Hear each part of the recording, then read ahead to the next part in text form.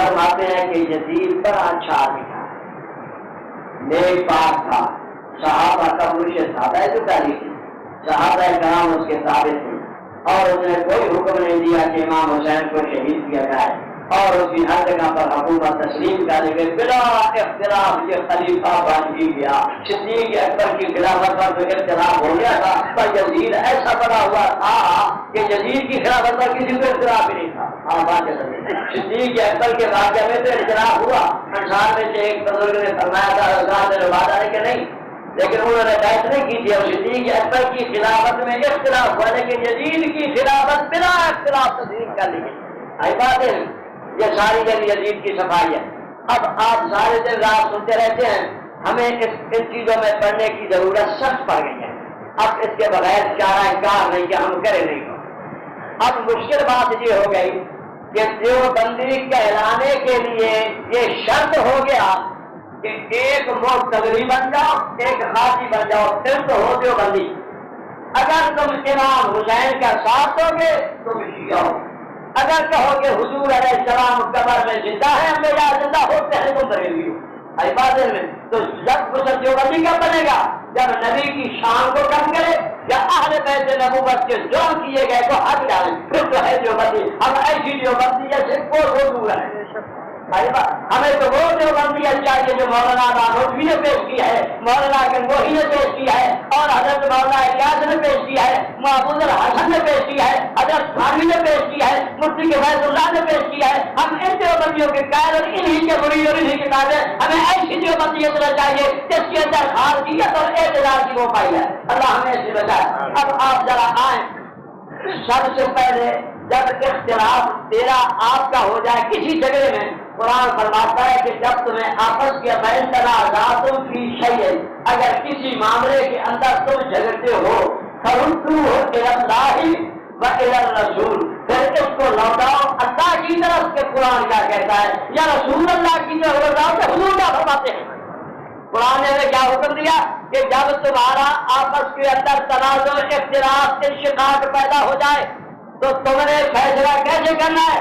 تم نے اس کو کرنا ہے جو سب کا خالق ہے، جو سب کا رب ہے، اس کی طرف وہ کیا کہتا ہے۔ اور اگر یہ بات قرآن میں نہ آئے تو اول رسول پھر نبی کے پاس جاؤ، جب پیغمبر کی بات جب تم پالو گے، اگر اس میں بھی نہ ہو، اگر پیغمبر کی بات میں بھی تمہارا اختلاف نہیں ہے، بعد میں آنے والے لوگوں میں اختلاف اور ہے جو قرآن حدیث میں نہیں، تو فرمایا وَأُولُو الْأَمْرِ مِنْكُمْ، تو اپنے وقت کے علماء ربانی جیل کے پاس جاؤ، جو وہ فیصلہ کریں گے اس کے مطابق ہو جاؤ۔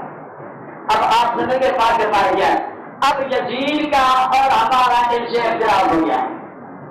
جو لوگ یزید کو مامون عباسی کی جماعت جو یزید کو حق پر سمجھتی ہے اور ہم یزید کو فاسق کہتے ہیں، اختلاف ہو گیا نا، ہم کہتے ہیں یزید کون ہے؟ فاسق ہے، اور محمود عباسی اور اس کی جماعت کیا کہتی ہے کہ یزید کون ہے؟ بہت اچھا آدمی، بلا اختلاف خلیفہ، صحابہ کا مرشد، 35 سال کے لڑکے نے یہ کام کر کے نکلایا، تو فرحانہ سے تعریف ہو گئی۔ اب ہمارا ان کا اختلاف ہو گیا نا، اب ہم سب سے پہلے جاتے ہیں رسول اللہ کے دروازے کو کھٹکھٹاتے ہیں، حضور کیا فرماتے ہیں۔ اب جب میرے نبی نے اختلاف کا خاتمہ کر دیا تو پھر ہمیں کسی اور جانے کی ضرورت ہوگی، ہمیں کسی اور جماعت کی ضرورت ہے۔ اب آپ آئیں، بخاری شریف جلد ثانی کتاب الفتن، اس کے اندر حدیث ہے، جناب رسول اکرم صلی اللہ علیہ وسلم کا فرمان ہے، اور سیدنا ابو ہریرہ رضی اللہ عنہ اس کے راوی ہیں، میرے نبی نے فرمایا ہلاکت امتی، میری امت کی بربادی کہاں ہوگی؟ فرمایا میں ہلا ایسی قریش کے لڑکوں کے ہاتھ میری امت کی تباہی بربادی ہو جائے۔ اب آپ جدید کے سب بخاری میں کیا آیا کہ میری امت کی تباہی اور بربادی کہاں ہوگی، کس پر؟ فرمایا ہلا ایسی قریشیوں کے چھوکروں کے ہاتھ میری امت کی بربادی اور تباہی بن جائے۔ اب پھر اللہ کے نبی نے یہ فرمایا میرے بعد سن 60 میں سنت 60 کے اندر خلف نااہل پیدا ہوئے۔ خلف ہو کے ایک ہوتا ہے خلف جو تابع دار اور صحیح خلیفہ جانشین ہوتا ہے، ایک ہوتا ہے خلف جو نااہل ہو۔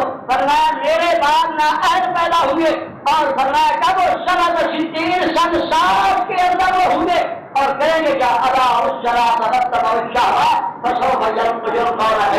میرے نبی نے فرمایا نمازوں کو ضائع کریں گے اور نمازوں کو ضائع کریں گے اور فرمایا کہ اپنی خواہشات کے پیچھے چلیں گے جو جہنم کی غیبت میں چلے جائیں. اب آپ سمجھ گئے سن 60 کو نہ بھولنا یہ میرے نبی نے فرمایا. اب آپ اس پر آئے کہ میرے نبی نے جب یہ فرمایا سن 60 تو اب صحابی کیا سمجھتے ہیں؟ سیدنا ابو ہریرہ رضی اللہ تعالی عنہ یہ بازاروں میں پھرتے تھے. فتح الباری شرح صحیح بخاری کے اندر امام ابن حجر عسقلانی لکھ رہے ہیں کہ جمشی فی السوق بازار میں چل کر کہتے تھے حضرت ابو ہریرہ اللہم لا تدرکنی سنۃ 60 اللہ میری زندگی سن 60 سے پہلے ختم کر دینا 60 کو دیکھنا نہ پاؤں. بڑا عبارت الشبیان اللہ بچوں کی حکومت سے بھی مجھے بچانا میرے پر بولا ہوتا ہے. یہ حضرت ابو ہریرہ رضی اللہ عنہ دعا فرما رہے ہیں. اب آئی بات ہے حضور کی 60 سن کر کے بات فرما رہے ہیں. اب یہ ہے میرے نبی نے پھر ارشاد فرمایا جس کو البدایہ والنہایہ کے اندر امام ابن کثیر لکھ رہے ہیں کہ حضور اکرم صلی اللہ علیہ وسلم نے فرمایا میرے نبی مکرم صلی اللہ علیہ وسلم نے کہ ایک علاج زال هذه الامہ امر هذه الامہ ہمیشہ میری امت کا کام عدل پر رہے گا.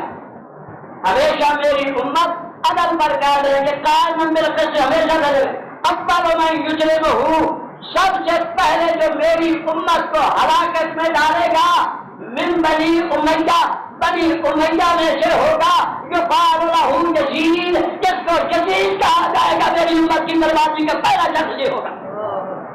اب میرے نبی نے یہ فرمایا. اب آپ اس پر کوئی بات سمجھیں میں حدیث سنا رہا ہوں.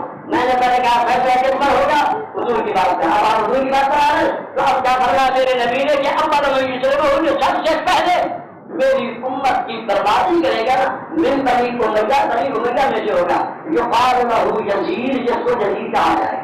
یہ کیا فرمایا میرے نبی مکرم نے. اب آپ اس پر آئیں کہ جب حضور علیہ السلام نے یہ فرمایا ایک بات آپ سمجھیں. اصول یہ ہے کہ نبی جب کوئی بات کر دیتا ہے نا پیش گوئی کی اللہ کا نبی کی پیش گوئی کبھی غلط نہیں ہوتی. اگر نبی کی پیش گوئی غلط ہو جائے پھر نبی کی نبوت پر اثر ہوتا ہے. ہر سچے نبی کی پیش گوئی سچی. میرے نبی نے جب یہ کوئی کہے کہ حدیث کے راوی ضعیف ہیں تو پھر اس حدیث کے بھی راوی ضعیف ہے کہ حضور علیہ السلام نے فرمایا ایک زمانہ ایسا آئے گا کہ ایک جماعت لہم نامۃ ایک جماعت نکلے گی یقال لہم الرافضہ ان کو رافضی کہا جائے گا. ایسی جماعت نکلے گی یتبعون الشرف جو پیروں پر تان کرے گی اور حضرت علی کو فرمایا تیرے معاملے میں جاتی کریں گے. اس حدیث کے بھی راوی غلط ہیں اس حدیث کے بھی راوی ضعیف ہیں. لیکن یہ بات بتاؤ کہ میرے نبی نے جو فرمایا یہ حدیث سچی ہے یا نہیں. راویوں کے درمیان میں جو بات یہ دیکھو کہ جو پیش گوئی نہیں جا رہی ہے وہ سچی ہے یا غلط ہے. اگر اس کو سارے تسلیم کریں گے خاتمی تسلیم کریں گے سارے تسلیم کریں گے کہ حدیث سچی ہے. میرے نبی نے فرمایا کہ ایک ایسی جماعت چلے گی رحم نہ بدلے جماعت آئے گی. اور یہ فرمایا جو عرض کی حضرت علی نے کی یا رسول اللہ بڑا علامت بھی ان کی علامت کیا ہوگی. فرمایا لا یشهدون الجمعۃ والجماعۃ نہ وہ جمعہ پر آئیں گے جماعت ان کی ہوگی. اور میرے نبی نے فرمایا جمعہ جماعت ہے تو اسی آئے گی. تو ہم سمجھ گئے نا اگر کے راوی ضعیف ہیں اگر کے راوی حدیث کے ضعیف ہیں لیکن روایت صحیح ہے تو میرے نبی نے جیسے فرمایا ایسے ہونا ثابت ہوا. تو اگر آپ اس حدیث کو تسلیم کرتے ہیں کہ یہ حدیث صحیح ہے تو یہ بھی تسلیم کرنے پڑے گی حدیث کے متعلق بھی رسول اللہ کی حدیث صحیح ہے. کیونکہ اگر اس سے راوی ضعیف ہے تو اس کے بھی ضعیف ہے تو کو ختم کر تو جب مان لیا کہ حدیث کے راوی بالکل اس معاملے میں صحیح ہے تو اب بات سچی آ گئی. اب آپ سمجھ گئے کہ سن 60 سے پناہ مانگی سن 60 سے پناہ مانگتے حضرت ابو ہریرہ حضرت ابو سعید خدری روایت میں بیان کر رہے ہیں. پھر امام البدایہ والنہایہ میں ہے بخاری کی حدیث کے حوالے سے میں عرض کر رہا ہوں تو اللہ کے نبی کے یہ ارشادات تو 4 حدیثیں میں نے پیش کی ہیں. اب ایک حدیث بھی کوئی یہ لا کر دکھلا دے کہ میری اہل بیت اس وقت غلطی پر ہوگی پر خلیفہ وقت صحیح ہوگا ہم ساری بات تسلیم کرنے کے لیے تیار. کہیں سے ثابت کر میری بات آپ سمجھتے ہیں کہ اگر ایک راوی موضوع کے روایت کی ہم سند پر بات ہی نہیں کرتے، چاہے موضوع ہو، منکرت ہو، مدلج ہو، مخرج ہو، موقوف ہو، مرسل ہو، کسی قسم کی کوئی روایت ہو، اور وہ پیش کرتے ہیں کہ ایک وقت آئے گا سنسار کہ جس میں میری آل بیت سے کچھ غلطی ہو جائے گی اور اس وقت کا خلیفہ حق ہوگا اور وہ صحیح ہوگا، اتنی عجیب کے مطلب بات لا دیں ختم ہو جائے۔ ہم تو 4 حدیثیں پیش کر رہے ہیں، ادھر سے ایک حدیث ہی نہیں، فلانے نے کہا، اگر ہم قول پیش کریں تو کہ تمہاری روایتیں نہیں، قرآن لے آؤ، اور جب ہم روایتیں بیان کریں تو روایتوں کے لیے بات نہیں غلطی بات ہے۔ جب ہم روایت بیان کریں گے کیا ہوگا؟ قرآن کی طرف آؤ، اور جب ہم روایت آپ روایت پر آئیں گے تو پھر آپ روایت پر آتے تو ہم روایت سے کسی کو قبول ہو رہی ہے، تو بلحاظ معمول عباسی کی اجتماعات کا یہ طریقہ جو میں عرض کر رہا ہوں، تو میں نے 4 حدیثیں آپ کو سنائیں۔ اب آپ آئیں کہ حضرت امام احمد بن حنبل بہت بڑے جلیل القدر امام جو آج تک عرب کے اندر حضری میرا موجود ہے، جس کے مقرر حضرت شیخ عبد القادر جیلانی حضری رحمۃ اللہ علیہ ہیں، اتنے بڑے امام کو امام کے ماننے والے امام احمد بن حنبل مستقل پا ہے، سنت کے پائے مضبوط۔ تو امام احمد بن حنبل رحمہ اللہ تعالیٰ سے ان کا بیٹا جو عبداللہ ہے وہ سوال کرتا ہے کہ ابا جان یہ بتاؤ کہ حضرت ہو کہ یزید کے متعلق آپ کا کیا فرمان ہے؟ فرمایا بیٹے میں اس پر لعنت نہ کروں جس پر خدا نے لعنت قرآن کی ہو۔ آپ قرآن سمجھ خدا نے لعنت ہو قرآن میں جس کے حق میں کی ہو۔ تو بیٹے نے عرض کی کہ ابا جان قرآن میں یزید پر لعنت کیسے آئی؟ تو حضرت نے کہ میں اس بات سے آپ کو قرآن دکھا رہا ہوں کہ آپ کو تفسیروں کے حوالے دوں گا، ذرا آپ تفسیروں میں جا کر دیکھ رہے ہیں کہ مفسرین کیا لکھ رہے ہیں، اور آپ کو خود بخود سمجھ آ جائے گی کہ مفسرین حضرات کے شہر کے متعلق کیا کہہ رہے ہیں۔ تو میں قرآن سے ثابت کر رہا ہوں۔ اب یہ فرمایا کہ ان طبل نہیں تو حضرت امام احمد بن حنبل اس آیت اپنے بیٹے کو سمجھا رہے ہیں۔ کیا امام احمد بن حنبل کو قرآن نہیں آتا تھا؟ ہم زیادہ سمجھ گئے۔ اب وہ اتنا بڑا امام جس نے قرآن کے مخلوق ہونے پر کوڑے کھا لیے، لیکن یہ برداشت نہ کہا کہ قرآن کو میرے سامنے تو مخلوق ہے، جو قرآن کی صفت ہے مخلوق کے لیے امام احمد بن حنبل ہوا۔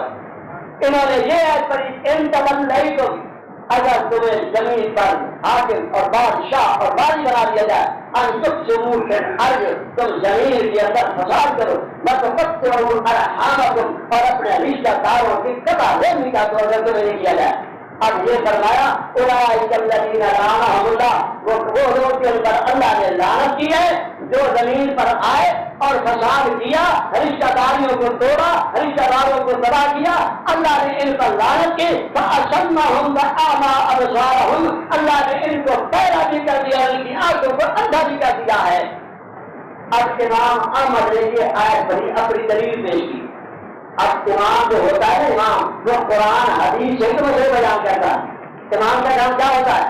قرآن حدیث سے مسائل استنباط کر کے قرآن حدیث سے مسائل میں سمجھاتا ہے۔ کیا امام ہے نا، ان کا کام کیا ہے؟ قرآن کی آیتیں جو ہمیں سمجھ نہیں آئیں گی، ہمارے ائمہ ان آیات کو پڑھ کر اس سے مسائل ہمیں سمجھائیں گے۔ اب امام احمد بن حنبل اس آیت کو پڑھ کر مسئلہ سمجھا رہے ہیں، بیٹے کو فرمایا بیٹے دے کہ اس سے بڑھ کر فساد کیا تھا کہ اہل مدینہ پر ظلم کیا گیا، اس سے بڑھ کر فساد کیا تھا کربلا کے اندر رسول اللہ کی اولاد کو شہید کیا گیا، اور وہ کون تھے؟ عمر میں جا کر رشتہ دار بھی بچے تھے۔ یزید جب بارش ہوا زمین کا اس نے ان لوگوں کو قتل کیا، رشتہ داریوں کو توڑ دیا۔ اب ایک پر خدا کی لعنت پڑ رہی ہے تو میں لعنت کیوں نہ کروں؟ اب امام احمد بن حنبل یہ فرما رہے ہیں اپنے بیٹے کو، اور عام مفسرین میں سے تفسیر روح المعانی جا کر دیکھ لینا، روح القرآن جا کر دیکھ لینا، یعنی ہماری بڑی بڑی تفسیر کبیر جا کر دیکھ لینا، اور تاریخ محیط جا کر دیکھ لینا، اور تفسیر دور منصور جا کر دیکھ لینا، اور ان کے علاوہ ابن جبیر دیکھ لینا، ان تمام ابن کثیر دیکھ لینا، ان تمام تفسیروں کو دیکھ کر آپ کو پتہ چل جائے گا کہ امام احمد بن حنبل نے کیا پڑھا تھا، بیٹے کیا گیا۔ تو اب قرآن کا فیصلہ کیا ہے نا، قرآن کی طرف تو پھر بھی یزید پر الزام آیا، حدیث کی طرف تو پھر بھی یزید پر الزام آیا۔ اب آپ دیکھیں یہ کہا جاتا ہے کہ صحابہ نے بیعت کی تھی، یزید دور ہوا یعنی صحابہ کرام کا مرشد ہوا. آج بات مرشد تو وہی ہو جاتے ہیں نا. یعنی اب صحابہ کو رسول اللہ کے علاوہ نئے مرشد کی ضرورت کیسی پڑی جدید کی؟ کیونکہ ہمارا حضور کے بعد بہترین مرشد ہمیں آتا ہے. تو آپ غور فرما کیجیے میرے جناب. اب میرا عرض یہ ہے کہ قرآن سے اب میری عرض یہ ہے کہ آپ ذرا تھوڑی سی توجہ فرمانا. میں جو عرض کروں گا اللہ ہمیں صحیح رستہ دکھا. عرض یہ ہے جب واقعہ حرم باطم پیش آیا ہے مدینہ منورہ میں، امام ابن کثیر، امام ابن جریر، علامہ سمہودی، شاہ عبدالحق صاحب القرون میں یہ حضرات سارے لکھ رہے ہیں. یہ حضرات سارے کیا لکھ رہے ہیں؟ یہ لکھ رہے ہیں کہ 1700 صحابہ اور تابعین خیال یعنی بہترین تابعینوں میں سے اونچی شان والے تھے 1700 صحابہ اور تابعین جو اس جنگ کے اندر جس کو مسلم بن عقبہ نے قتل کیا تھا آل مدینہ کو 1700 وہ حضرات آ گئے. اب میری عرض کرنے کا مقصد یہ ہے کہ 1700 خیال تابعین بھی ہوں، ان کے اندر صحابہ بھی ہوں. وہ کتنے صحابہ سے مدین بھری ہوئی تھی جو اس کی محنت کر رہی تھی اگر اس کے ہاتھ سے قتل ہو رہے ہیں. آپ اور فرمانے کی طرف کی مکاری کی جا رہی کہ اب آپ اس طرح کہ لکھا ہے کہ 10,000 انسانوں کو مدینہ طیبہ میں حلوہ باطم پر صحابہ کرام اور ان کی اولاد مہاجرین انصار کو وہاں شہید کیا گیا اور خون ایسے بہتا تھا جس طرح کہ بارش کی طرف بارش آئے تو پانی پہاڑ میں تک بہتا چلا ہوگا. جناب تکلیف بھی سنتا تھا اور جماعت بھی پاتا. اب آپ غور فرمائیں کہ اتنے بعض لوگ جو یزید کا قافلہ جب کے متعلق اتنی صفائی ہو رہی ہے کہ جنہوں نے مسجد نبوی کے اندر اذان معطل کر دی، نمازیں معطل کر دی اور اس پر آپ آئیں کہ اس طرح یہ ظاہر ہے. اب چاہیے تو یہ کہا اچھا اب اگر انہوں نے اچھا کام کیا تھا ان کا سردار کا مسلم بن عقبہ دو شخص سے جو یزید کے مقرب ترین انسان تھے، یزید کا جو علم پر اعتماد تھا اس طرح کسی اور کا نہیں تھا. ایک مسلم بن عقبہ، ایک عبید اللہ بن زیاد، یہ دو شخص تھے. اب عبید اللہ بن زیاد امام حسین کا قاتل اور مسلم بن عقبہ 10,000 صحابہ تابعین اور آل مدینہ کا قاتل.